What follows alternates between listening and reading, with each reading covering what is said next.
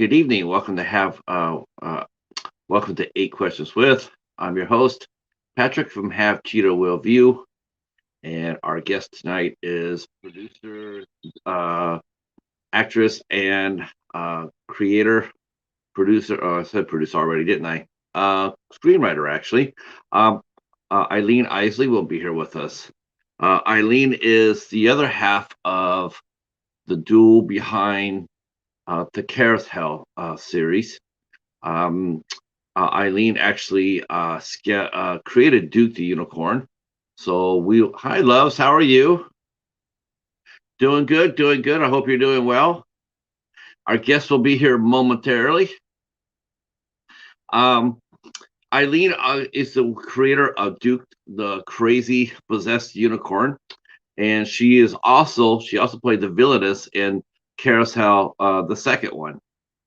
So we'll be talking to her. She also has a very cute YouTube page that we'll bring attention to. It's sort of strange, and believe me, this wasn't planned at all. It's just find it really strange that we'll be talking about Carousel 2, and the plot of that shows the origin of Duke. And he was created during World War II, and Aleen played the evil Nazi villainess in the movie. And what's strange is that today is a rather sobering day, extremely sobering, actually. Is the 77th anniversary of the liberation of Auschwitz. I know, right? Heavy topic to bring into a talk show, but I just saw the parallels. And, while Carousel is a comedy, a horror comedy, um, it, it does bring to mind, we'll see, until he fights in the movie, he fights Nazis. So, yeah, I know it's a weird parallel, trust me, but it is the 77th anniversary of Auschwitz, the liberation of Auschwitz. And so we might talk a little bit about that. I know that they are both Aleen and Steve they probably have some thoughts about that. And we'll talk to them about that. I know I'm thinking about it and going like, that's really weird, but we're gonna go with it because I'm curious. And you know me, if you've been watching the show at all, you know what, my curiosity always gets the best of me. So we will be talking to Aleen about a host of other things. She's done a few projects. In fact, she's filming one right now, or getting ready to film one in May, called Shingles, which will be a lot of fun, I'm sure. She's also starred in a few of the famous Meowie movies. She's also done a Meowie Halloween, a Meowie Christmas Vacation. So you can't go wrong doing cat movies. Not on this show. I also would like to take this moment to say happy birthday to our friend Jennifer Tochi from the Midnight Hour. It's her birthday today. So, in fact, after the show is over with, we will go over to the Midnight Hour, and at least I'll try to get everybody to go on over there to support that and give them a like and a comment. You can go in there and say hi to and happy birthday to Jennifer.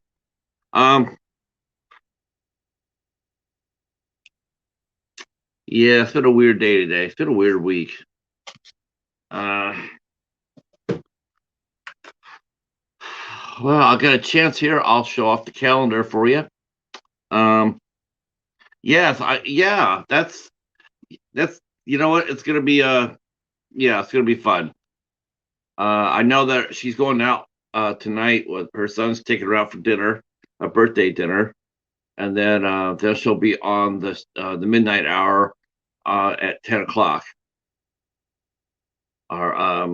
So we'll go on over there and say happy birthday. And yeah, I'm just discombobulated today. I don't know why that is. I mean, I do, and yeah. So anyway, I'll bring out the calendar.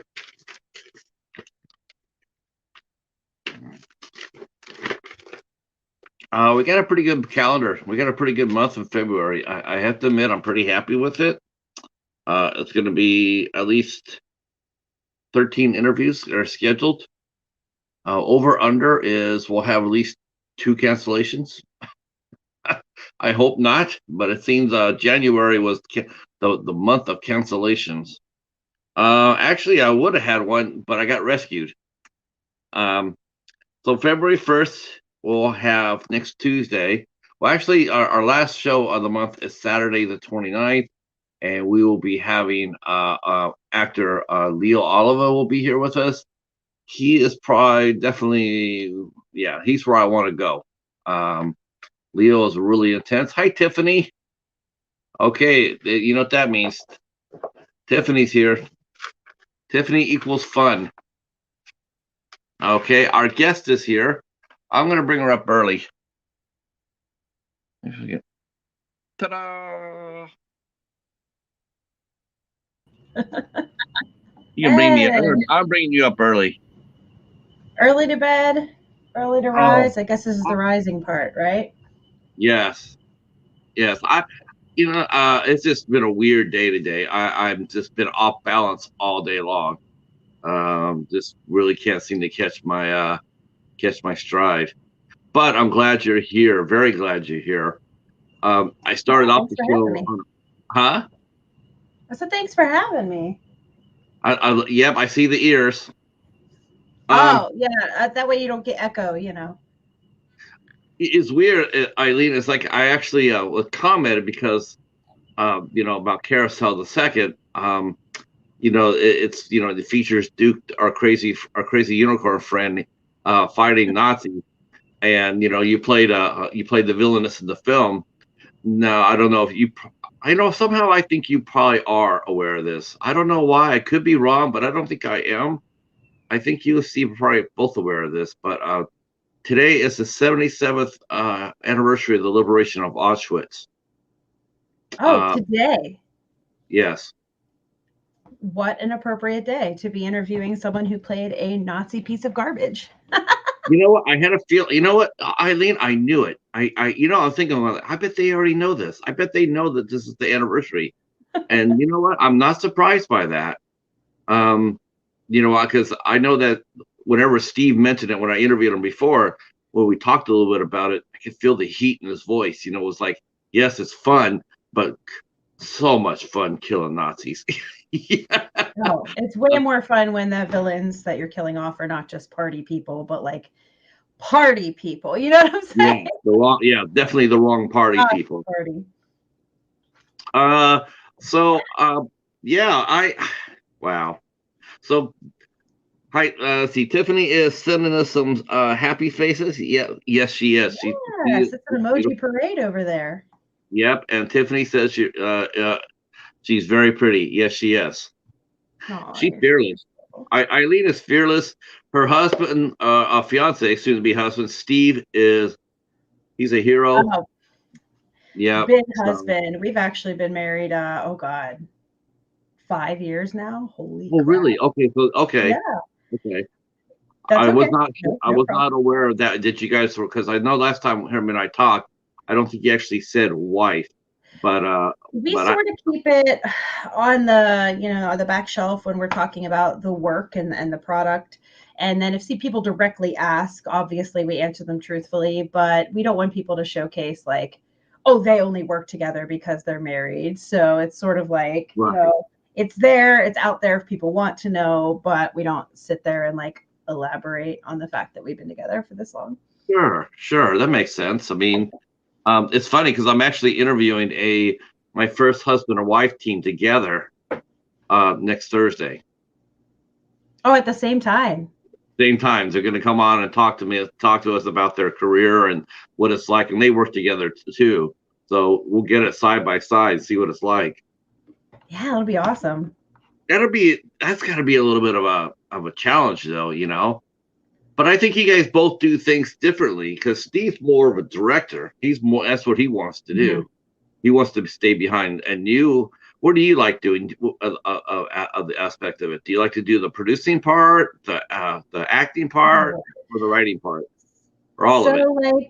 like so I've been an on-stage person. Like I was a musical theater kid my whole life. I've done a lot of stage acting. So I got into movies for acting, but now having worked on movies for the last decade, it's a mixed bag. Like I also like doing prop design and I love being the continuity person. That's my big thing on set. Like I always have to sit there and be like, oh, wait a minute, that cup needs to be refilled, or you were sitting over there. That's like one of my favorite nitty-gritty details. But I do it all. Like if we're doing low budget, small crew, I've done everything. I hate audio. I will not do audio, but I will do like anything else: camera work, lighting, props, costumes, like whatever. I like all of it, but acting's definitely my favorite calling.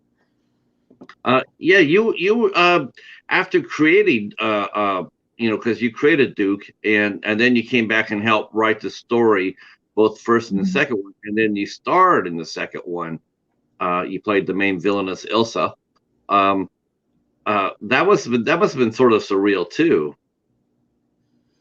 It was very important to me. Like it went from a shower thought to a co-written script to a first film to a hey, let's try a second film, and then getting a chance to play such an important role in the sequel was really important to me. I did actually have to go through the audition process. I did actually videotape myself and audition against other women for that role. It was very important to me, though, that I get to do something important on this project, since this is like my heart, like my story that I love so much, and the character Duke that I love so much. So it's thrilling to get to beat everybody else out and be on screen for this one. It meant a lot to me. Um, but before we get into that, and we will, trust me, because we have questions. But I want to take you back to when you first started. I mean, what were you born and raised, and what do you remember about the first films you saw? When did you get the urge to become a performer? Sure. So I am a Pittsburgh girl. I was born and raised right in Pittsburgh, Pennsylvania. And I didn't have a huge relationship necessarily with film growing up. I had a lot of Disney films and a lot of children's movies, but my parents were actually pretty strict. So I really wanted to watch the gory, scary movies, and my parents would turn off the television anytime I had something going. I think my dad caught me watching House of a Thousand Corpses once on TV, and like the words that came out of his mouth while turning off the TV, he was so angry. So when I went off on my own, everybody does that in their college years. I sort of absorbed as much horror and as much scary movie fodder as I possibly could. And I don't know, it's my favorite genre, absolutely. But yeah, my love of acting actually came from work on the stage. My mom was a stage singer. She taught all of us kids how to sing, me and my two sisters, and we did musicals in every grade possible, and high school and college, and I still do musicals when I'm not working on a film. So I guess that's more my roots, but getting into movies was something that just sort of happened. What did you like? What did you like about the theater the most? What drew you to it? About theater, Yeah. just the ability to be someone else for a while is cool. To tell a story about a person who has experiences that maybe I didn't have myself. But the biggest thing for me, and I wrote actually my senior thesis on this, was about how theater was designed to sort of both take people away from what they're experiencing, the negatives of their daily life, but also to educate people on other perspectives and other points of view. So for me, like being able to reach people, being able to tell a story that takes them out of reality for a while and lets them sort of kick back is the most important thing to me when it comes to acting and theater in general. Uh, what kind of? I mean, what type of musical did you like best? Did you like the upbeat stuff? Or did you learn how to tap dance? Or were Tap is my favorite. Absolutely. I'm actually pretty decent. I'm gonna toot my own horn here and say tap is definitely my strongest suit. I have since choreographed a few tap shows. I'd like to do more. People just don't do tap shows anymore. It's hard to find them. it's a But dying I art? love them all. light and dark. I've done the cabarets and Rent. I've done Cats, not the terrible movie. That thing should be burned. Yeah. Well, I'm not surprised. I'm not surprised by Cats, though. Oh yes, as you can see. Bumball Urena was my favorite cat growing up, and I had the honor of playing her in a local show about 3 or 4, I think 4 years. Oh my gosh, time goes so fast. About 4 years ago, and what an experience to crawl around and just mess with people as a cat on the floor. I love Betty Buckley's performance in Cats. Betty Buckley was gorgeous. Her voice. Nobody does Memory the same way. No. And it's never been the same since. But there's been a lot of good people out there that have played Grisabella. Don't get me wrong. I'm not going to shortchange anybody, but yeah, Betty Buckley was it. Yeah. Also, hi people in the comments. Let's see. Hi, Katie. Hi, Casey. Let's see. Marty, sub to your channel. That's awesome. So we're gonna get you a few heads in here. Great. You could be number 22, I think. Okay, here comes Steven on his unicorn. Just wanted to stop by and say I'm delivering right now, but listening to you guys as on my way to have a great. Oh, thank you, Steven. Oh, that's so nice. Yes, you definitely. We love Carousel here in this community. I mean, I'm sure you heard that before, but I'll say it again from my point of view. I mean, Carousel is like so much fun to me. It's like so joyful. It's a lot of fun. We're all, glad to see Duke come back, and yeah, Duke came back all right.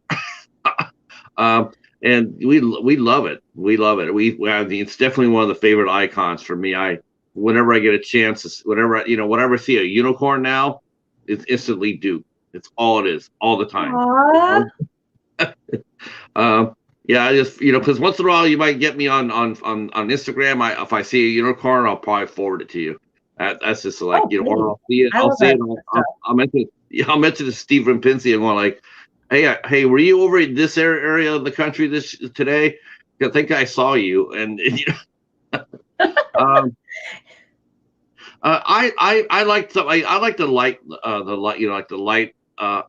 musical theater, like the Gershon brothers. I also like Murray Head. I saw Chess live. Chess is a show you don't hear about much anymore, but it's a good show. Yeah, it is. That's the part about theater that is. It's I've asked this from many actors, so I'll ask you the same question. But since you love theater, what would you rather do? Would you rather be cast in a revival of Cats, or would you like to act in an original screenplay or original playwright? Difficult question. Personally, I am a realist, and I know that I could never do the acrogymnastics of a professional production of Cats. I just don't have. I'm in my mid-30s. I don't have the limberness anymore. I didn't keep up with dance and ballet, just tap. So as much as if it was a perfect world and I could still do all that, I would definitely choose a show that I know and love and is already established more than a new work. Not that I'm against new works or being in them, just that there's sort of that dream when you're a little kid growing up and you're like, this is the show I want to do. I'm going to be on Broadway someday. Like for me, for a while there was The Little Mermaid on Broadway. I was real into that. And then when I was little, it was Cats. Right now, it is Something Rotten. Are you familiar with that show? No. Oh, it's fantastic. It's set in Shakespearean England, but it's very tongue-in-cheek. It makes fun of a lot of the modern musical theater tropes. And it had Brian Darcy James in the original cast, who was Shrek in Shrek the Musical. I have a huge crush on him. And it's about a pair of playwrights who haven't really made it big. And so one of them goes off to pay a soothsayer, who is the cousin to Nostradamus, to look into the future and see what Shakespeare's greatest play is going to be. And then they take that idea and try to write it before Shakespeare can write it. Except since this guy's a dime store mystic, he sees the words omelet instead of Hamlet, and so they write this musical about eggs, and this whole hilarity ensues, and it's fantastic. If you get a chance, I definitely urge you to check out the show. I know you said you're prepping for a shoot in May, but are you doing theater or anything theater wise at the moment? I actually just closed 9 to 5, the Dolly Parton musical, back in November. And I'm going to be set painting for a production of The Pirates of Penzance, because I also do set dressing and professionally do like set painting. I'm working on that. That'll open in March. And then I have auditions out for a couple small films before May. So fingers crossed, maybe I'll have another small project before we start Shingles. We're in pre-production right now, so it's been pretty busy. Yeah, I can imagine. What is it like working like on a pre-production on a movie that you guys do work on together? I mean, what's the process like? Do you guys do it depends on the film. I'm really like the organized person. I do spreadsheets and I do, budget tracking. And if we're doing a meeting with myself, Steve always calls us the 4 pillars of Silver Spotlight Films. It's Steve, the writer director, myself as a co-writer, and like kind of everything else.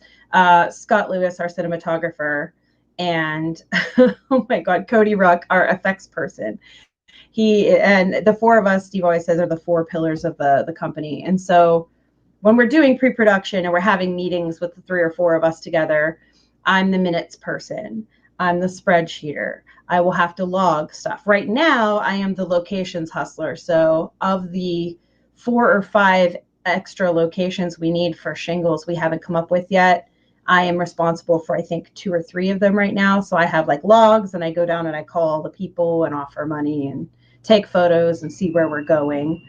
But I've done painting props is a big thing I end up doing, or making props. CarousHELL 1 and 2, anything you see that's like painted or a sign that's been made or something, that's my job. Cheetah wanted to come up and say hi. Hi, Cheetah. Oh, hey, Cheetah. Lately, he's been doing this. I don't know where it's come from. I've never, this has been new to me. Like the last 4 out of the 5 last interviews. As soon as he hears me talking back and forth, all of a sudden now he wants to get it to be a ham. But he knows how much cats are important to you. So yeah. They are. Yeah. That sounds really. You guys are organized. I mean, a lot of times you hear independent films, and it's sort of like a slapdash type. It's like we'll try to get some costumes together, we'll try to get a location together, but you guys handled it from professionally from top to bottom. We always say like our budgets might be small, but we handle things as if we're a large budget production. We want to be professional. We want people to come. Steve always says this too. Like we want people to come on our set and be and go home saying like, hey, that's the best set I've ever worked on. These people provided for us. They gave us a space to like hang out. They had craft services. For what little budget we have, we try to make it like a home for our actors during the course of their time. We try not to run too long. We try to keep our days to 8 hours. Anything we can do to sort of not be the big industry right now, because they're taking so much advantage of people, and we just don't want to do that. It's one common theme. I'm sure you probably experienced this too. The one common theme I noticed that is for independent films is the fact that because everything's so low budget and sometimes they don't have it all together. Okay, buddy, you am. That a lot of times you'll lose an actor or an actress or a critical crew member during your filming. I mean, a lot of small independent companies tell me that, we're doing a show, and then I had to step in because the main actor stepped out, it was like they quit or whatever, and that's got to be a bit of a struggle too, But I guess running ever throw people under the bus, and I would never ever name names because like everybody does their work differently. But I have friends who work on the same movie for 2 years of shooting sporadically throughout the year and another 3 years before it's edited and released. And I don't understand how they can function that way. I don't either. I actually reviewed a movie that took the filmmaker 5 years to complete. 5 years, and the thing that it was, you saw it on screen. His actors, you could definitely tell they were getting older. It's just Oh, like, yeah, it was a little surreal. I mean, it's like once you knew what to look for, I mean, you saw it. And if you're continuity, like you said, you definitely would see it. You're like, wow, that's not a, they look totally different from one scene to the next. I guess it would be a little jarring. So how old were you when you first got on stage? on stage? I'm sorry. Yeah. Let's see. Well, how old were you when you first got on doing your live theater? So my first experience in plays was in second grade. So that would have been maybe like 8 years old. I played Cinderella in my class play, and that was it. That was the beginning of everything. I did my first musical at the age of 10. I was in Fiddler on the Roof as like the youngest of Tevia's daughters in a community production with my mom. It was the only show we ever got to do together before she passed away. And my first big role was my first high school role. I think that was sophomore year of high school or junior year of high school. So I'm in my 30s now. So we're looking at about 20 some years of acting. Uh, what's been like some of your highlights? Give me like three moments that really have remained with you. Okay, favorite musical theater based roles: Maureen from Rent. Obviously, we already said Bombay Arena from Cats. I was trusted enough to play Lucy from Jekyll and Hyde the musical, which is my most demanding vocal role. That was a hard show. And the role I would play over and over and over and over and over again would be Logan Schwartz in Grubinier. She's the little kid with a lisp in the 25th annual Putnam County Spelling Bee. I've played her twice, almost had her a third time. I was at callbacks for her again. And and Princess Fiona in Shrek the Musical. Those are probably all like my top tier favorites. Yeah, I love Shrek. My wife loved it too. She was but I'm sort of mad at Shrek. I get a little angry about it a little bit. Not real angry, but it's sort of like, especially Shrek 2. It sort of ruined me for Antonio Banderas, because now whenever I see him, the first thing that comes to my mind is it's Puss in Boots, and it's like when he's when he's supposed to be playing a hero or a bad guy in a serious role, the only thing you think of is Puss in Boots. It's just, cause as soon as he starts talking, it's like, oh, it's just, it makes me laugh. Which is not necessarily a good thing when you're trying to settle in and watch something heavy. Um, but so what was your first time in front of the camera? When did So you? my first film was Everyone Must Die, which is a Steve Rudzinski film from 2012. However, I was on film once before that in a student film. Everybody who has done film probably has had a student film experience. Mine is kind of ridiculous. Um, I teamed up with somebody from, I think it was CCAC, which is a or not CCAC. Oh my gosh, it's one of the performing schools here in Pittsburgh. And the guy wanted me on set. We had this like YMCA or youth center that was all blacked out. And he had this story. If I remember, the story was about a guy who was in hell, but it was like he was forced to repeat the last mistakes of his life over and over and over again. And I was asked to be nude. And looking back on it at the time and at my age and my maturity, I was only 20, and I was not very mature for my age. And I went and did this thing. I got shot. I had bullet wound effects. I thought it was so cool. And then the guy just disappeared forever. He left the film school. He disappeared. None of the other actors who were friends with him heard from him ever again. The footage is gone. I've never seen the finished movie. I don't know what it's called. I don't know if the footage is out there. So my first experience almost made me want to swear off film forever. And then I decided to try again. And I found a Craigslist ad, and that is how Everyone Must Die came to be. Oh, is that how you first met Steve? Yes, we met on Craigslist. Mm-hmm. I like to tell everybody it was on the casting couch as a joke. But it's kind of true. Like, I auditioned for his film, got cast in the movie. As we're talking back and forth about, the requirements of me on set and just general stuff like comic books and whatever, we decided we had a lot in common, and we found out that we both love Disney and we both love DC Comics, and we ended up dating slightly before we ended up on set for the movie. So it kind of went, we met, I got cast in the movie, we were dating, and then we showed up on set for the first day. So that must have been really intense. It was a good time.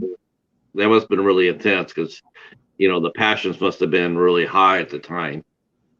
But I bet you did. Do you think that you did some of your best work for that film? Honestly, no, I don't think so. Were you just distracted? No, it's not that. It's just like when you're going from stage acting to film acting, there are certain things you have to remember. Like, you have to on stage, you have to make everything as big as possible so the whole audience can see it. And you sort of have to shrink that energy and shrink those motions down for film. And I feel like I did that okay. But there were certain things I didn't understand about how filming works. Like, we're going to take this shot from this angle, but then we're going to cut to this shot. So it's going to look like this happened, but it's actually like we're faking it. So there's a scene in the movie where the killer gets knocked to the ground, and I'm supposed to run over, and me and this other girl are like kicking him, right, to keep him on the ground. And if you watch it, it's the weakest thing I've ever seen. I ran over, and I didn't want to hurt. I can't remember if Steve was in the killer suit at that time. I think he was. And I didn't want to hurt him, so I'm like barely kicking this guy, and I didn't know how to like stage fight yet. So in watching it again now with that framework 10 years later, I'm just like, man, that was not my best work. Did you look at him and say, if I had to do this over, I would, what are those moments? Yes, if I had to do it over, I could think of. I'd be kicking your ass a little hard. I'd be kicking your ass for real. Yeah, I do. I've always done my own stunts. Let me get that straight. Like, we don't have stunt people because we're not that kind of budget. But I've definitely gotten better at that kind of stuff as we've worked on more and more projects. I describe you, Aleen, as fearless. I do. Do you feel that? Do you think that's a word that applies to you? I think sometimes. I definitely feel fearless when it comes to the whole aspect of acting where it's like stage fright or putting yourself out there. In some of my side work, I actually got into, over pandemic, I got into doing some like pinup modeling, and I got into doing some like other side projects like that. And there's this weird hurdle, and I don't think it applies to just women. I think it really applies to everybody, where we've all been conditioned to see these beautiful fake lives that everybody has. And so putting yourself out there at face value is a fear you have to overcome if you're going to go out on the internet. I don't feel fear putting myself out there. I can show up on my channel or on my Instagram if I want to. I can be totally makeupless and just be like real for a minute and say, hey, this is what I look like today, but I like it. Right. But then there are other things I still have fear with. I'm nervous if I feel like the stakes are high and I really want to, like when we were working on CarousHELL 2, I wanted that film to be loved by the fans because it was the first time the fans had gotten together and funded the project. So we actually had a lot riding on this because we needed to show them that their money that they gave us for this project could be trusted and that their money would be put to good use. So there was a little fear there, but it was less fear of like being there and working on the project and more anxiety about how people would feel since we were shifting the tone. So fearless most of the time, but it's still healthy to have fear about certain things. Uh, what part of acting it challenged you the most? I mean, do you find the most challenging? I mean, in your own acting, what do you what what part of it do you have to work extra hard at doing and achieving success? Being normal. I love character acting. It's my thing. If you want me to do a weird voice, a dialect, be a monster, I love being monsters and spooky stuff and creatures. But if you ask me to just be a regular gal sitting at a table drinking a cup of coffee, I find that the most challenging.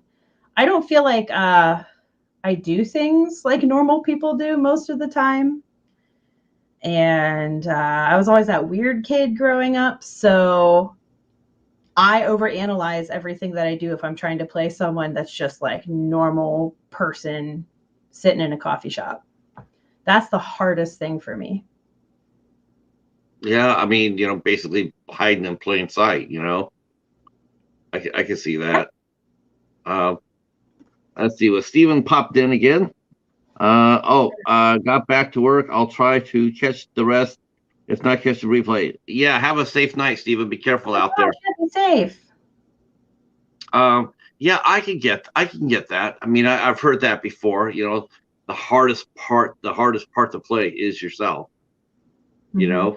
You're really, showing people who you really are, and it's like, whereas before you could hide behind a character and get lost in it, but when you have to sit there and say, okay, Aleen, just be Aleen, it's just like, especially if you're not really a public person, if you're not out there, shaking hands and, like in a high profile area. I mean, if you're like me, that would be really hard for me to play because I'm not around a lot of people. So if someone said, just be yourself, that would just make me feel incredibly nervous. Um, what's the best part about your acting? What part about what is it? Being somebody else, being a like an oddball character, somebody a little alternative. Is that something that you can sink your teeth into? I love to be the monster. I want to be the villain.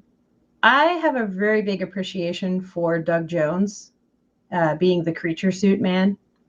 I have a lot of admiration for movies with creatures and things in them. And I've always wanted to be that person.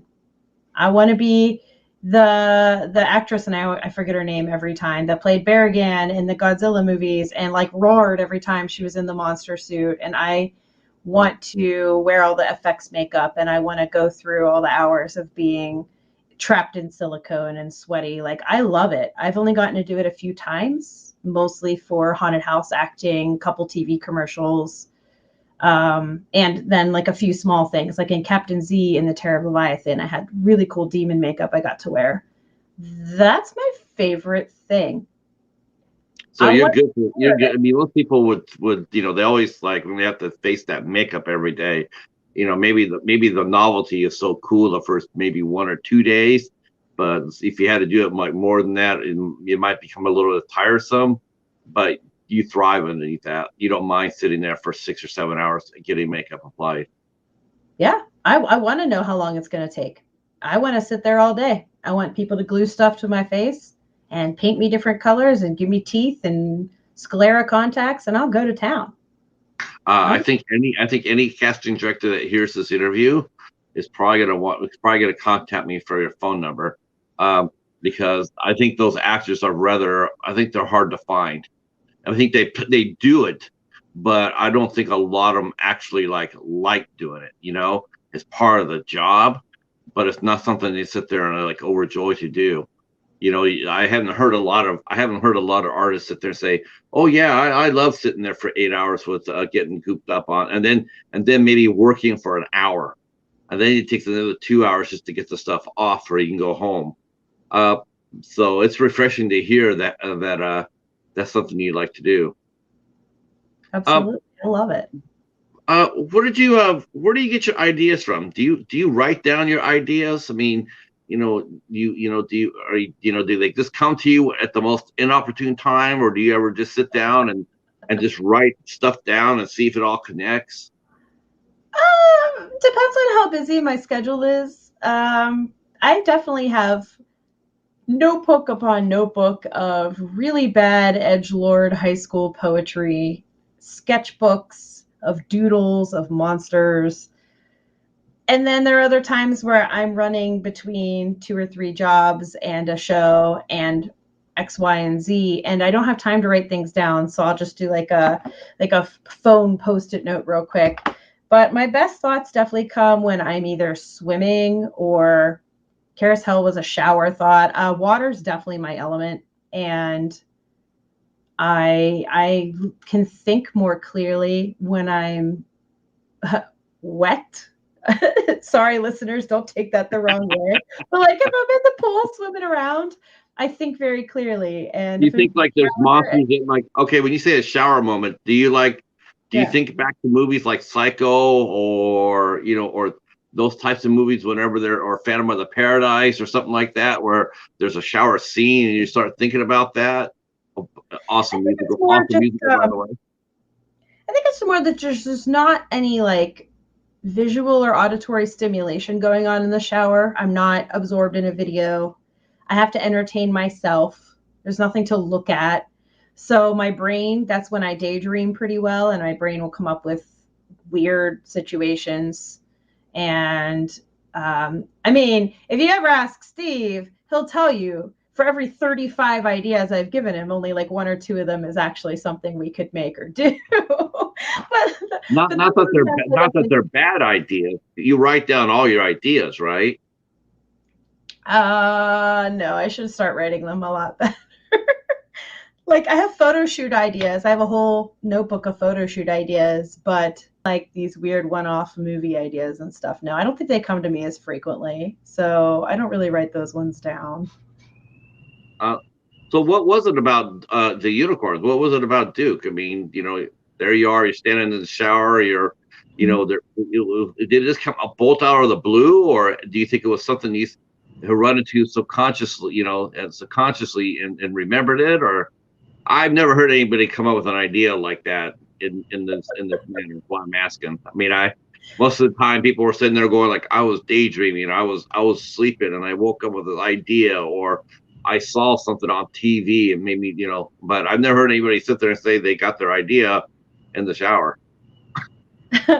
So um I mean, I'm in the shower and I'm thinking about weird stuff. And I was thinking about that scene from Mary Poppins where they go through the chalk painting and they get on the carousel, and on all the horses come off the carousel, and then they have a horse race segment, right? And all my brain could think about at the time was how when Disney did that scene, they had the horses moving like they were on a carousel while racing, like they were up and down. And I thought to myself, it would be really funny if there was a mean unicorn or a mean carousel horse that was murdering people, but whenever it had to chase them, it would do this. I'll go up and down. Okay. That was the initial thought, which became I would call this movie CarousHELL. I came up with the pun next. And then everything, I brought the idea to Steve. He was not on board. But then I told him we will call it CarousHELL. And he's like, all right, the title won me. Let's talk about it. And once we got into the motivations and everything, we fleshed everything out from there. But literally, it all started with the thought of just a merry-go-round horse, a carousel horse, chasing somebody. Because it'd be fun. So after you created Duke, and didn't you guys sit down and fleshed out the character together, or did you already have that as well? I have a lot of background in amusement park work. I spent 4 summers working at, I could say Cedar Point, I think. I worked at Cedar Point for 4 summers, and I worked on various roller coasters and other rides in the park over those years. One of those years in particular, I ran 13 rides in the Kitty Kingdom section. One of them was one of the largest carousels in the park. There were 2. And over the course of the summer, I loved those animals on that menagerie. We had horses, we had ostriches, we had rabbits and tigers and a bunch of other cool animals. And they all had names. There's, I think, 54 characters on that carousel, and I have a list of names for every one of them. And I got really angry all the time because kids are not the nicest, and they would just abuse the crap out of these beautiful pieces of history. The Denzel carousels, all the beautiful carousels that have been around for so many years, just watching people kick the crap out of them or like wipe their ice cream on them, things like that, just made me angry. And so Duke sort of became all of the disgruntled park employee feelings that I had towards these rides embodied in a ride itself. Okay. Now we're seeing how this is shaping up. We're seeing it now, and I can see how, the genesis of Duke. Wow, that's cool. I can get that too. And you know what? I've actually heard that. I've heard of people naming, naming characters, or places. So that's you don't feel odd about that, because I've heard people doing that. A lot of people who work at Disney or Magic Mountain or whatnot, because they work there all the time. But yeah, they come up with names for the rides and whatnot. Sometimes they're not flattering, but sometimes, sometimes they are, because it's a job. They do care for them. They're responsible for them. So I can actually see that. Nobody wants to sit there and watch their workplace being, like, I'm going to smear ice cream on it. Nobody wants to see somebody do that. So then you guys sit down and you brainstorm. So that must have been a really fun part of the process too. This is the most involved. Is Carousel the most involved movie you guys have worked with together? Because you guys started it. You came to him and said, "This is my idea." And does he do the same with you? Does he come to you and say, "Aleen, I got an idea. I'd like to talk to you about it. Can we kick it a little bit and see what we can come up with?" I definitely think when it comes to the writing portion, the work is more like 70%, 30. Like Steve's about 70, maybe even 80%. And I'm like, I have a few cool ideas here and there. For Carousel, for example, my biggest contributions were all of the pizza come-ons, like all of the puns that she used to hit on him about pizza that Lori hits on Joe with. Those were mine. I had to create the Never Have I Ever game because that game is stupid and Steve has never played it at a party. So I had to explain to him how the game works, and we had to work out what the questions would be and who would lose. So I help out more in chunks. I'll have ideas for a certain character or a joke that I want to see. Rainbow blood was my big thing. I wanted Duke to have rainbow blood, and I was like, this has to be an effect in the movie. Yeah. So while I can claim, that I did provide a lot of ideas like that, I still really have to give a lot of the credit to Steve. He sets the pacing. He sets the dialogue. Most of the jokes, he's got great comedic timing. And I could do jokes, but mine don't land all the time. We're working on it. But, sometimes we're on set and we're shooting something, and then out of nowhere, we'll just think of something random. We'll be like, hey, let's try shooting from this angle, or let's try this. And then that's what I'm also there for random ideas. Thanks, guys. I love Ghidorah. He's my favorite kaiju. I don't know if my chat stuff pops up, so I just wanted to say that. Which one's that one?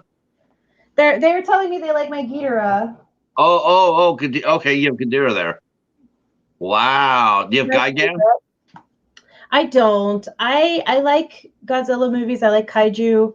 But my favorite of all of them is Ghidorah, and we have way too many characters in this house for me to collect more than one character. So, okay, well, if you look down there to Interweb Kaiju, he is the master of all kaiju.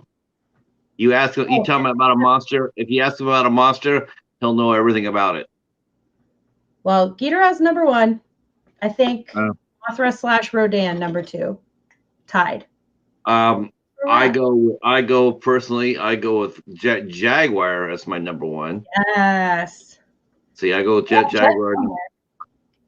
And I have to go with Godzilla himself for number two, and Gigan be number three. Okay. Regular Gigan, or when he becomes like robot Gigan, because he's just a chick.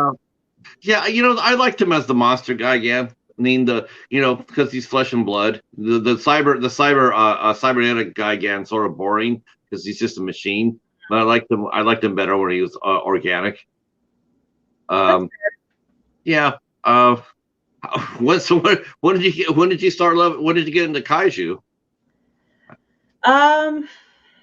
Which really isn't surprising since Duke, in a sense, he's a monster. I mean, he's not really what he is. He is a monster. I mean, he doesn't have the size, perhaps, but he, in theory, is a monster.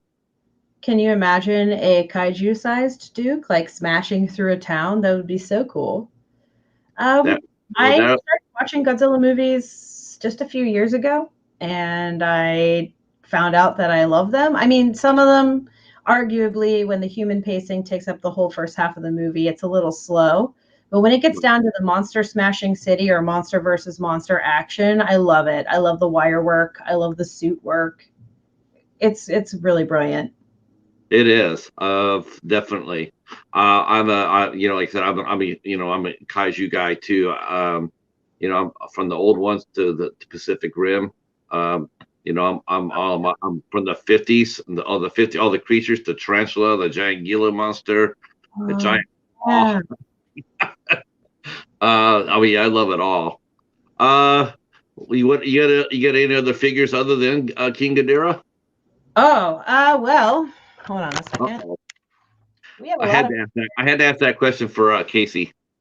Yeah, I'm not gonna have time to do a tour of the entire collection, and this is just me holding my webcam up, but holy cow.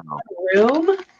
There are collections in pretty much every room of this house. It would take me, I want to do a series on my YouTube channel where I kind of go shelf by shelf and take people through some of the collections, because I think they're really cool and you could never share them all in like one sitting. No.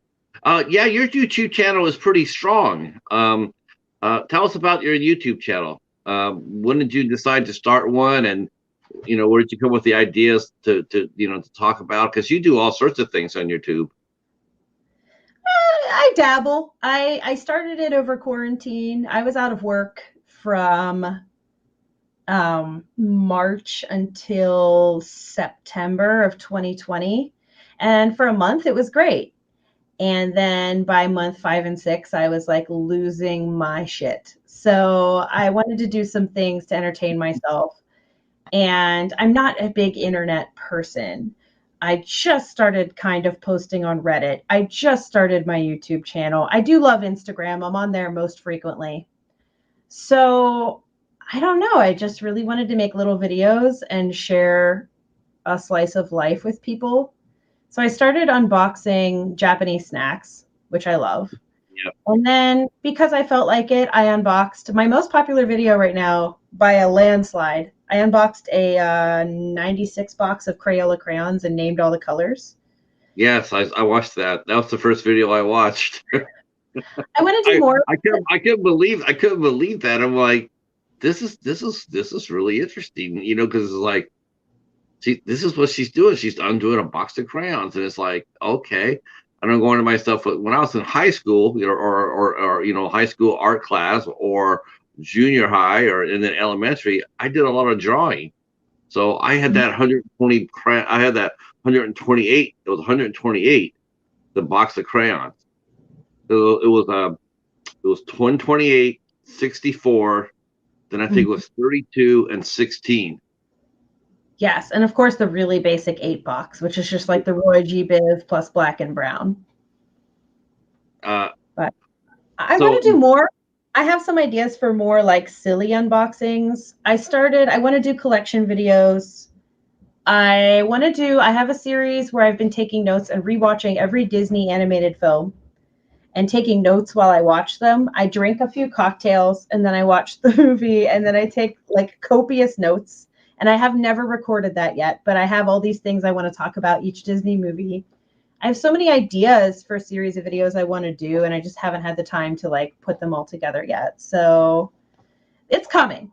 For my 22 subscribers, it's coming. And, you know, You will have more subscribers by the end of tonight. I can promise you that. I can have 5 subscribers, and I would be happy that anybody is entertained by my videos. But yeah, you will have cool to have some people that watch them.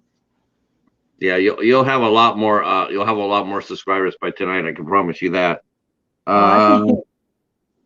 Let's see. So, do I collect pumpkins or donuts? Yeah. That's our unofficial logo is a donut. It's like a super secret decoder ring.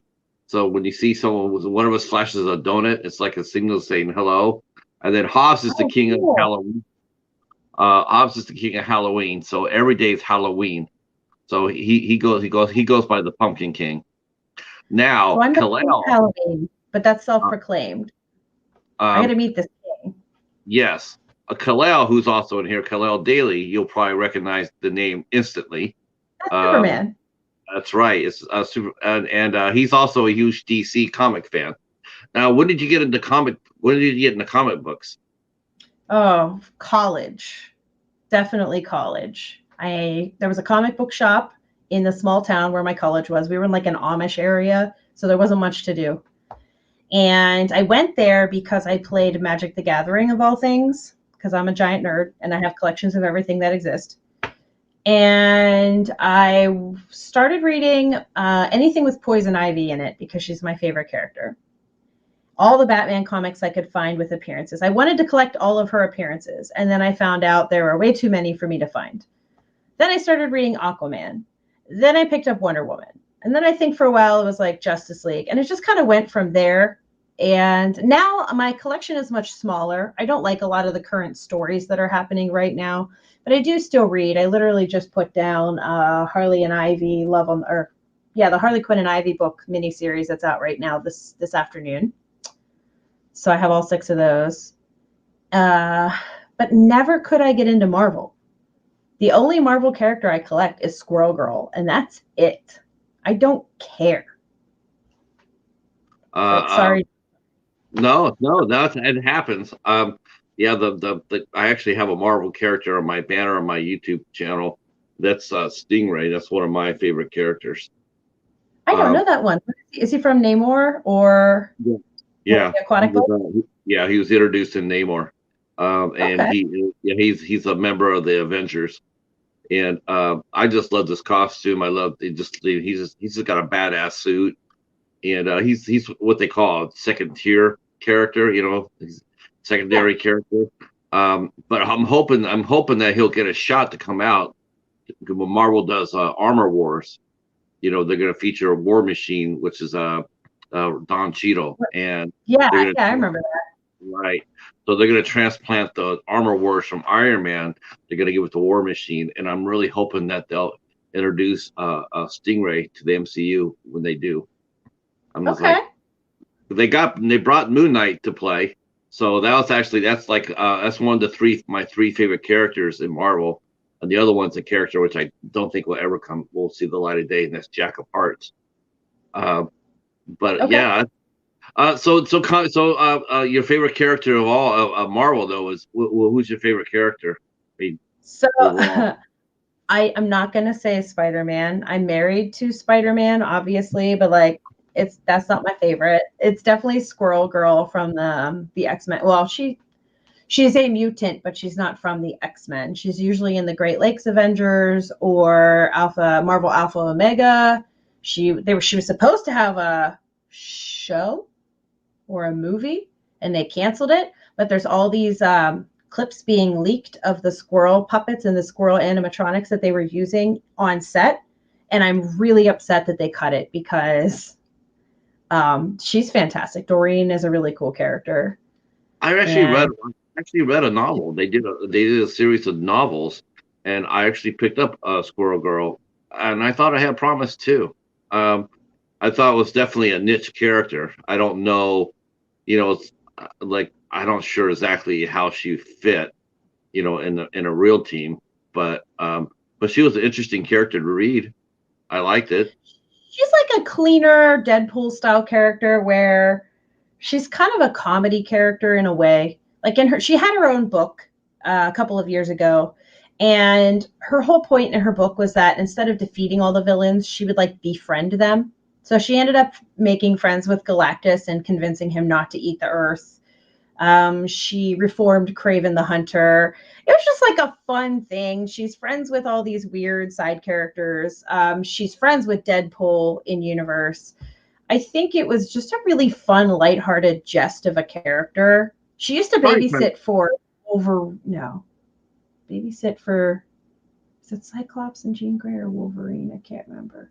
Whatever. She babysat for the X-Men, and she was in a bunch of old X-Men style stories. But I like modern Squirrel Girl. I think if I'm not mistaken, I read that they introduced her as a way to get the young girl readers to come read comics, because girls aren't really known for being comic book collectors. You don't really run across too many of them. Oh, trust me, I've been drooled on in enough comic stores by enough people to feel that very heavily. Yeah, so you walk in a comic book store and they're all like, "Oh my God, that's a real girl." I mean, I don't want to offend anybody who's into comics and is male, because honestly, like some of my best friends were comic store people, and I'm a nerd and my friends are nerds. So I don't mean that in any disrespectful way, but it is true. Like, I'd be one of very few females that shopped at my comic shop. So now, it's funny though. It's really funny. Is like, while there are very few women comic book collectors or readers, that's not true when it comes down to the convention. There are tons of cosplay players. Have you ever done cosplay? Yes, a little bit. I dabble. I have like to be a natural. A lot of comic characters, but I've done some Disney princess work. I do a couple anime characters that I enjoy. I was the leg of Voltron, just the leg, because I like the joke where every time they form Voltron, Hunk would get really excited and he'd be like, "I'm a leg." So I made a cosplay that was just like the yellow lion leg of Voltron. I still want to do cosplay. I actually have 2 unfinished cosplays upstairs, but it's an expensive hobby, and it is a very time demanding hobby, and I just don't have the spare time right now. If you do it right, I mean, you could go out there and buy a costume, but people, if you make up your costume, they love that so much more. You get so much more respect and for doing that, just based on what I've seen. What characters what are your 2 outfits you're working on? One of them is from the games Xenoblade Chronicles 2. It is one of the blades, which are sort of like the gacha collectible sidekick characters in the game. They're all waifus, pretty much. But her name's Bridget, and she's a fire user. But what's holding me back on her is she has all of these elements that have to glow. So I have to basically run LED lighting all through everything, and that's just a lot. It's something I'm not familiar with. And I'm almost finished with a character from an anime called Demon Slayer. But unlike all of my friends who just want to be the hot lady characters, I want to be little spider boy demon. So I'm working on a character named Rui, who is a demon that is spider themed. And I mostly only collect villains from that show. So that's what I'm working on. Are you more do you sympathize more with? I mean, what attracts you more in a role? You mentioned like before you like playing the villain. Is that the case like in your comic books or your cosplay? You rather just be like a misunderstood character or like anti-hero or just straight out villainous? I think in every medium except Disney villains. I'm not really into Disney villains, but almost everything else I usually gravitate towards the villain characters. Like Batman, all of the Batman comics I've read or collected over the years, I'm in it for the Rogues Gallery. I'm in it for the Arkham Asylum inmates. I'm not in it for Batman or Robin. Yeah. So I always gravitate towards them, but for some reason, when it comes to Disney, I'm still team princess or sidekick, not team villain. Well, this is a good segue because I wanted to ask you about this. I want to talk to you about a little bit about Carousel too. Sure. Um, First of all, like I said, I thought you were incredibly fearless in that movie. Um, you know, you're the creator of the character. You know, you're not only playing the villain, but you did a nude scene in it. And Yep. how I mean, was that because did you know that was going to happen when you went out for the audition? Had that part been written, or was that something that you guys came up with at the last minute? That was written. As people in the horror film industry know, nudity sells. And having a way to include nudity in your film that is naturally built into the storyline, but is also gratuitous, but isn't too tacky, is important. If you want to sell your film, you got to have some kind of something sensational. Well, So we well, knew reading the script that was going to be the nude character, was going to be a scene with Ilsa, but we didn't really have any other instances of nudity in this one. So it was interesting. It was the only one. I mean, you compare Brit um, from the first movie and to the second one. You know, your scene.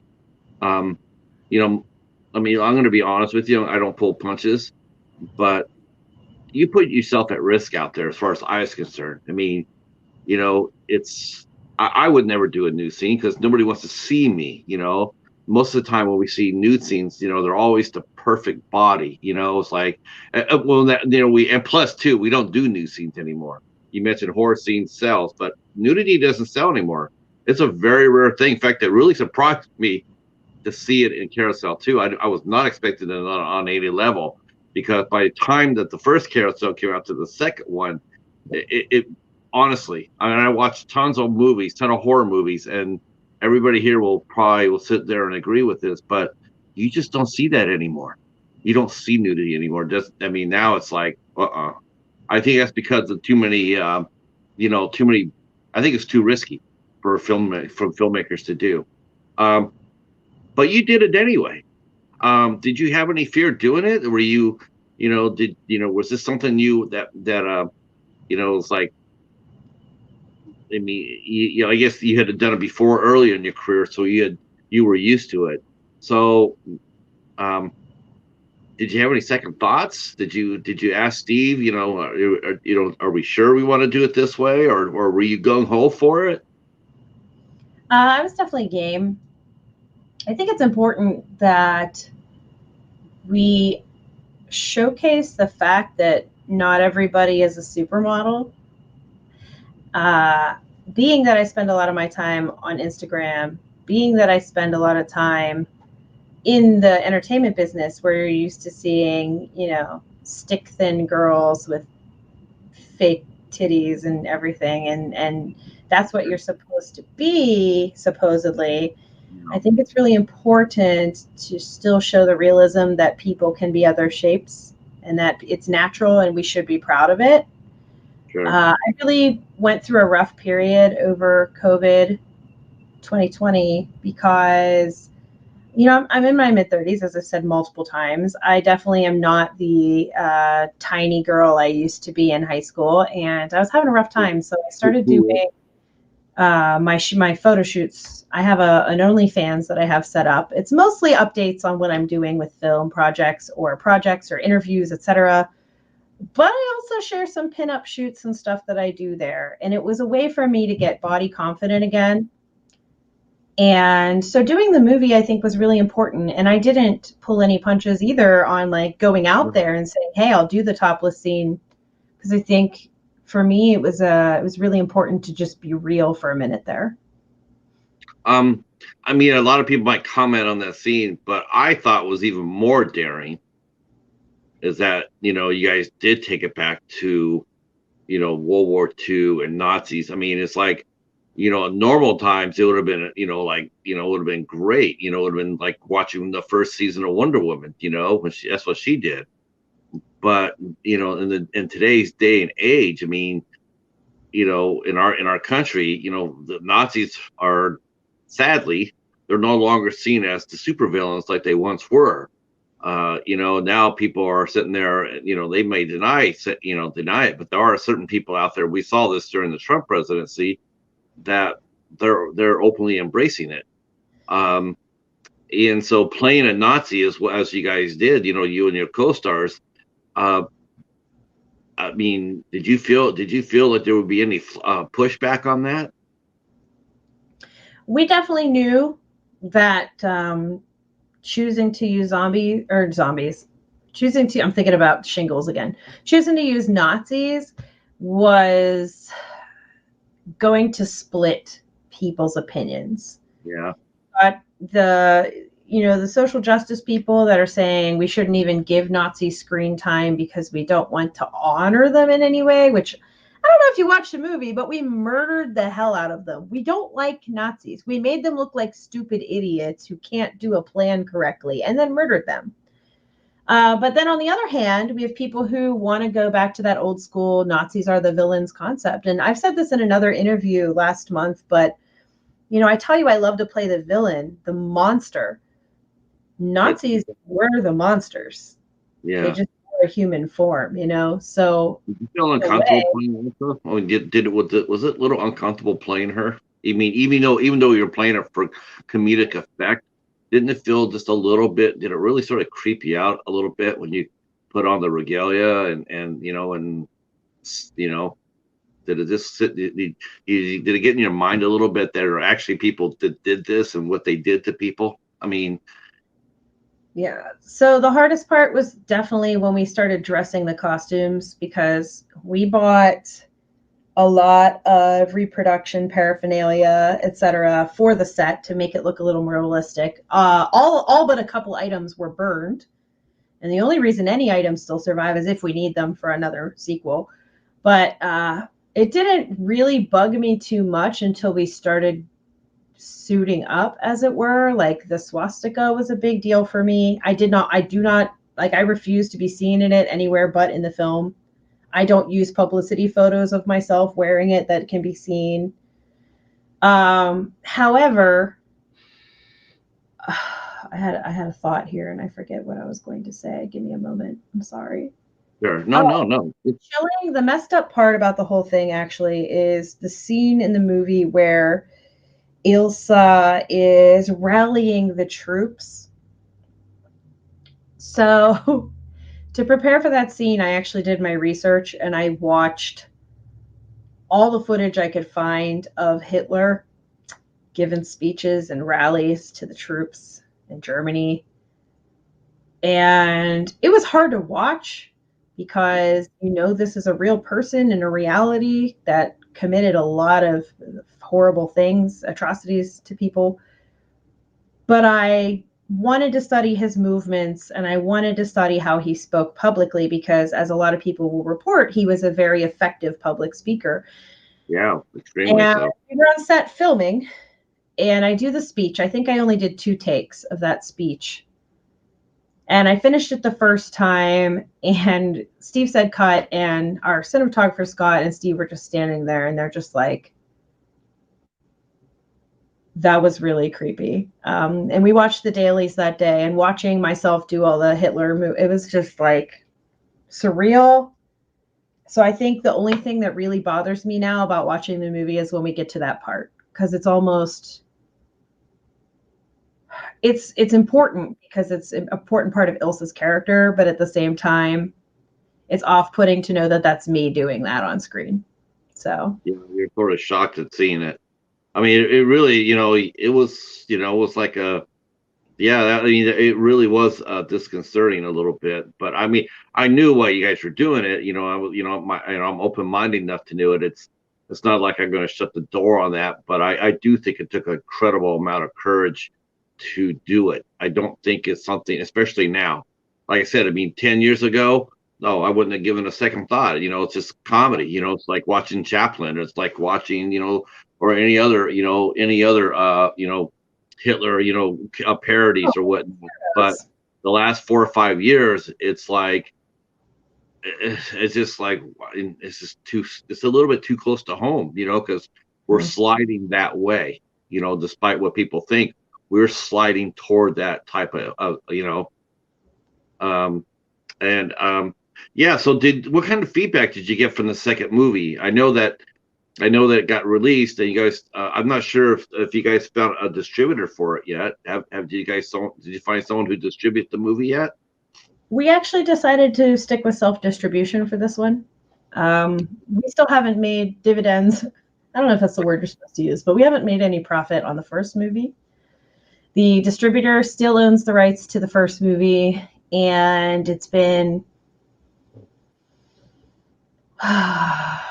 we finished it in 2016. Distributor released it in the next year, 2015, 2016.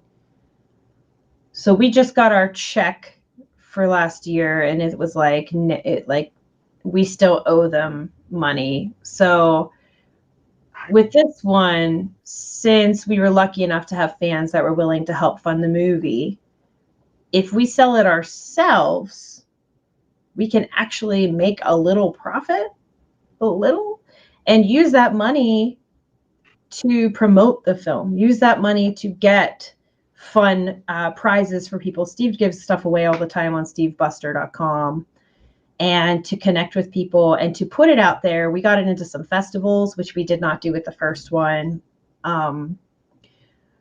There has been enough of a good reception for the film that we feel really good about being able to aggregate it and get it onto streaming ourselves without having to do a middleman of another company. And maybe we can actually have something to show for it.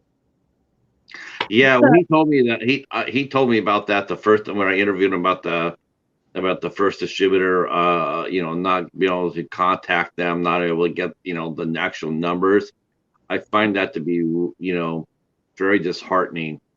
It's been because the movie was everywhere. The first movie was everywhere. I mean, here, the Tube, I read several articles on it. A lot of people were reviewing it. I mean, it's a cult film now. Duke is, mentioned Duke, the Duke the Unicorn.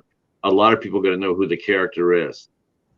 I just find it really sad that you guys still have to go through this.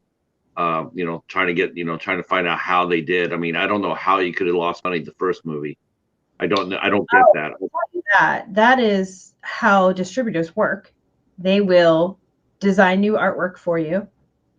They will produce the DVDs. They will do the streaming, and then they'll give you a bill for all that they did. So you might already have a cover for your DVD that you really, really like.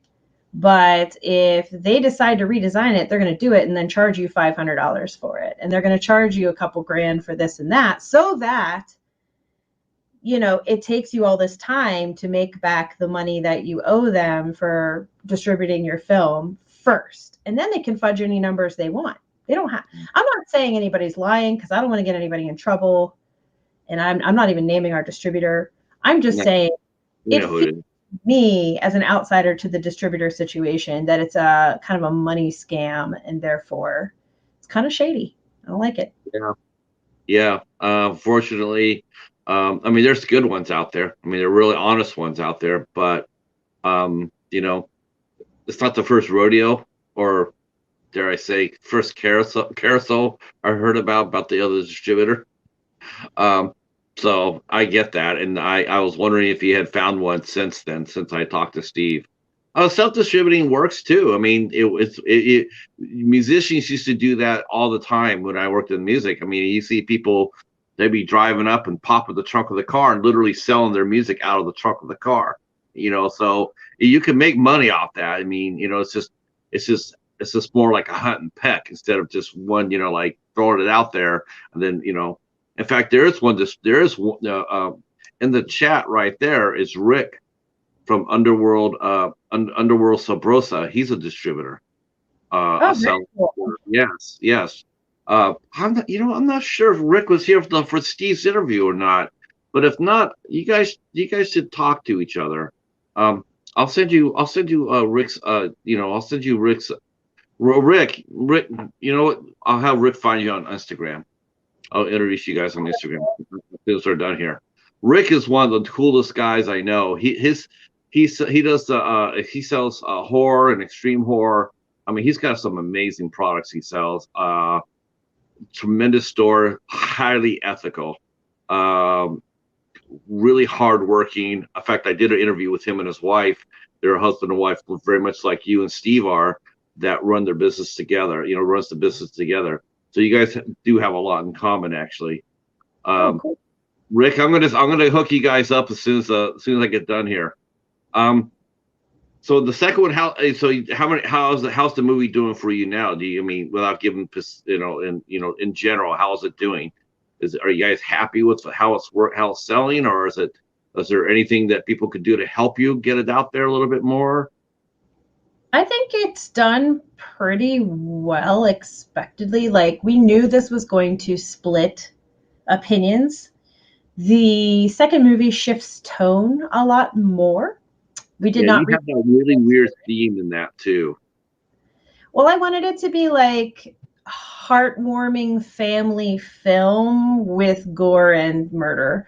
So the original idea that I had pitched to Steve when we were talking about a sequel was like, hey, so I think Duke should be like in the airport waiting, and then Robbie gets off the plane, and it's that like family reunion sort of feel. And obviously that's way out of our budget range to shoot that, but that was Right. sort of where the family friendly tone came from originally. I, And I was actually thinking the love scene.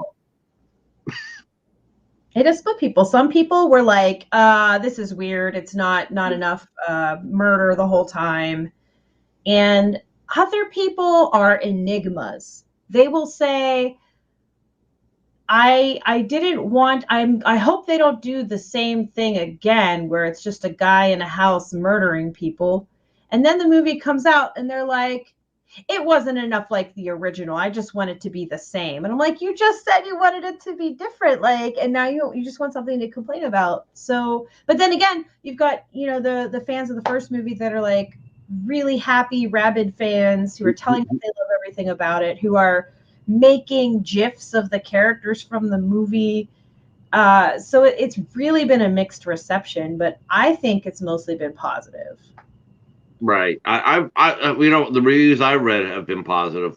It's still it's it's out there though. I mean, the first one was out there, but this one's like, yeah, this one's a little way out there, which is fun because Duke's a great character, and Steve Rudzinski is. I mean, he is Duke. Oh my gosh, you guys did the perfect casting for that. I can't imagine another person doing him. I just can't. The perfect audition. He did Yeah. so well. That was it. We just knew. See some of the chats here. Oh, thank you, Ollie Cat. Thank you so much. Let's see, Mr. Bones is here with us. I didn't see you, Bones, earlier. Yeah, it's about the gore. Yep. Yeah, the gore's on point. The last 20 minutes of Carousel 2 is absolutely bonkers. I love it. I had a big smile at my end of my face the whole last 20 minutes. I was like, hell yes, this is just rocking. I had a lot of fun with that. So now you're getting ready for Shingles. Tell us a little bit about Shingles, Eileen. Sure. So Shingles is actually not our script.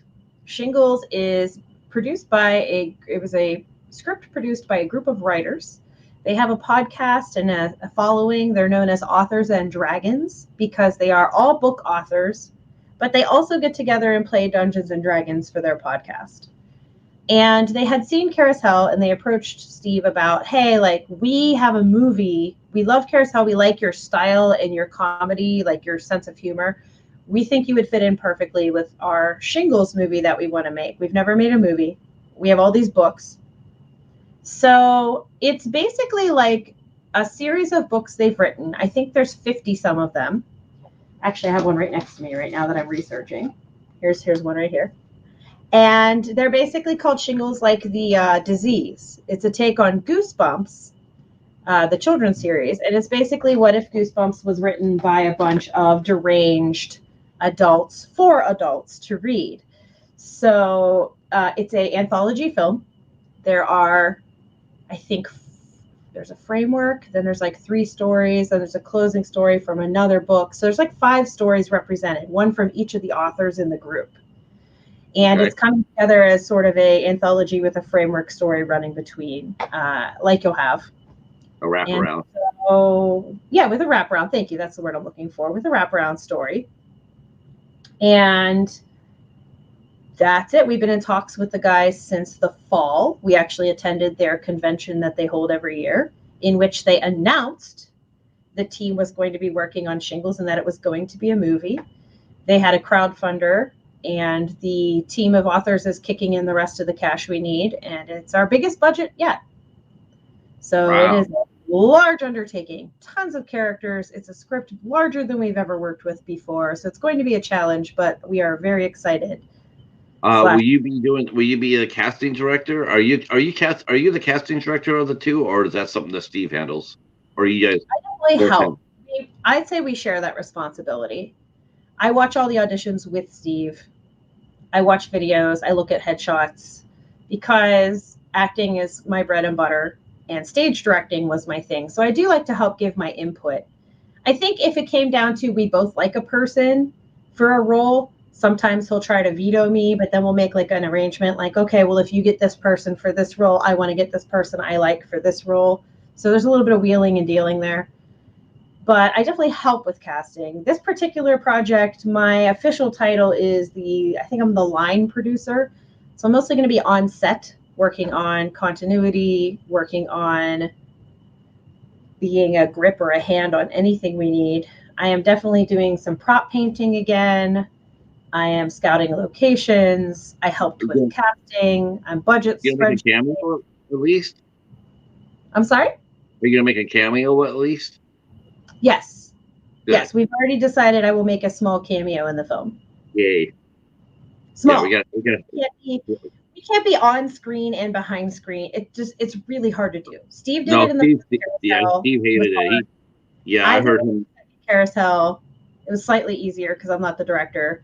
But this time, I'm just a very small cameo and get to be on set for literally everything else. Yeah, he said he hated it. I've heard him say that in a couple different interviews that he didn't want to play in front of the camera and then do the directing. It was just like he had to do it. Yeah. Oh, okay. How many pages are in per book? Of the Shingle. This one. This is one of the stories that's actually appearing in the film. Looks like about 80 pages. They're small, but full of events.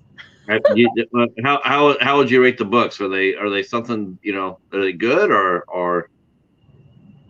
You have to have a certain sense of humor. Some of them speak to me and they're funny, and other ones for me are not as funny. But I'm not a shit joke person. I don't like body humor, like shit jokes and fart jokes and puke jokes and that kind of stuff. And so when they get into a book that has a lot of that, I'm not really into it. But when they make fun of like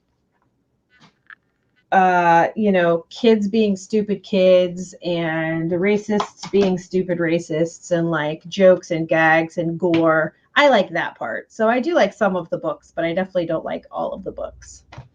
And I take it they're all male.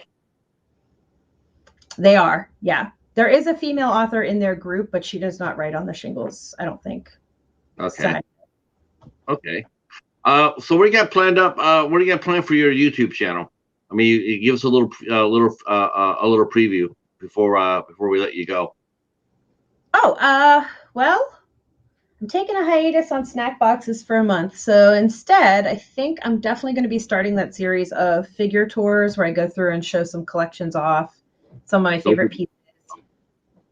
I want to start the Disney movie review series, and I definitely want to unbox more random things. I'm thinking about doing like a cereal unboxing. That's, I think, my next target. And then, yes, and then on my not so family friendly videos, I plan on doing a live reading I don't know if we'll be live of this 1990s Guide to Getting It On book, which is it's What? really interesting. I got it at a thrift shop for $3, and Who wrote that? Who I wrote went that? down to read it like Masterpiece Theater with all of you. Who wrote that book?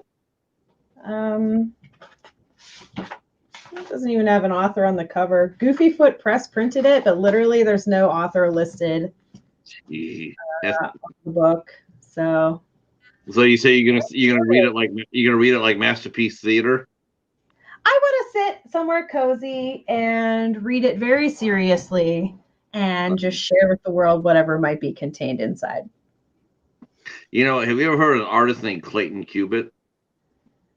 You'd have to describe the work because I usually don't remember names very well. But It's that's how do they call it?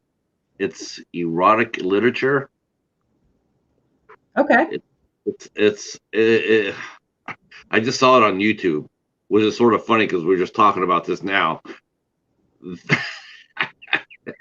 I have never seen anything like it. It was like it was something I would think, why did you put this on? I actually said, why did you put this on YouTube? And then I saw that, and this is YouTube for you. You could have shit out there, and it comes back 8 years later and comes up to your feed, and you have like, why are you showing me this? I have no idea who this guy is, but his gimmick, was he had women reading the classics, like serious authors, and well, except for American Psycho, but he had them reading Walt Whitman, and he had them reading known strong authors. But there's a catch, and yeah, I'll tell you what, I'll send you the video clip. You could take a look at it, and then you can tell me what you think. But yeah, he reads books like that too. It's just, you have to see it to believe it. So yeah, we look forward to the collection video. I want to definitely want to see your Kaiju video. You have props from all your films, right? I do. Definitely something I make videos about, for sure. I keep something from everything. Oh, that's a good thing. That's a good thing. Are you and Steve going to plan on doing, if the COVID lets up and after Shingles is over with, are you guys going to do the convention circuit this year? I think now that we have the sequel finished, which is technically a new product because 2020 and 2021 were sort of very dry years. We only went to one con, and it was the Authors Con. I know that we want to get out there and get back on the convention circuit, but I also know that we're extremely wary about the current variant numbers and how prevalent it is right now. So assuming things let up and we feel safe about it, yeah, we absolutely want to hit the convention circuit again. I cannot believe how this has a delay system on it. I can't believe how big the delay is. I thought it was like 10 seconds. It's like 30 seconds. Yeah, I see comments pop up like a minute later after things we discussed. So I figured there's a slight delay there, I'm sure. That's a little loopy. So I'll tell you what, I want to thank you so much for coming and hanging out with us. I definitely want to do this again. You're extremely delightful to talk to. I deliberately didn't.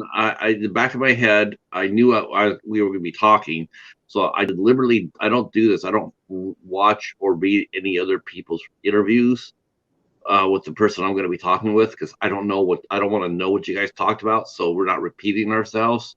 Though I probably did say some questions that were repeated, but I always try to keep things a little bit differently and I'll keep you on your toes a little bit. I want to thank you so much for coming out and hanging out with us. And sorry for putting up with me. I am not my best today. I don't know what it is. I'm slightly off today. I can feel it. Well, I think you're very delightful to talk to. I don't think you seem out of sorts at all. So don't you worry about that. I'd like to thank everybody that came out to the chat and hung out with us.